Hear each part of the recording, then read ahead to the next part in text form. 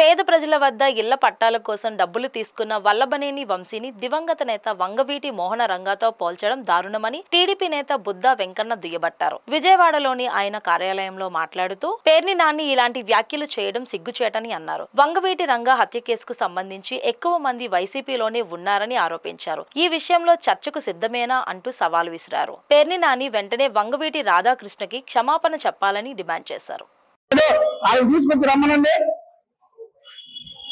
వంశీ మాయ చేశాడు, వంశీ చీటింగ్ చేశాడు. పేద ప్రజల దగ్గర ఇల్లు పట్టాల కోసం డబ్బులు తెగలేదంటే ఇక అంతకన్నా దారుణం ఏమైనా ఉందా? అలాంటి వ్యక్తిని రంగా గారితో పోలుస్తావా?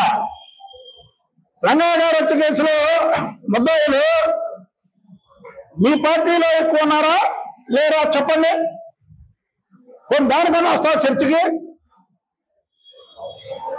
రంగా గారు హత్య కేసులో ముద్దాయిలు మీ పార్టీలో ఎంతమంది ఉన్నారో ఒకసారి లెక్కవి.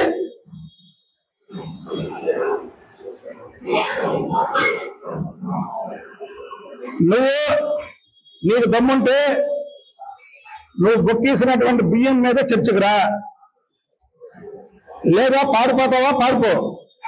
అంతేగాని వంగవీటి మోహన్ రంగా గారితో వంశీని పోల్చావు కాబట్టి వాళ్ళ కుమారుడికి, ఎందుకంటే రంగా గారు చేసినటువంటి విధి విధానాల మీద రాష్ట్రం అంతా తిరుగుతారు కాబట్టి వంగవీటి రాధాకృష్ణ అతనికి 2 మోకాల మీద క్షమాపణ కోరు.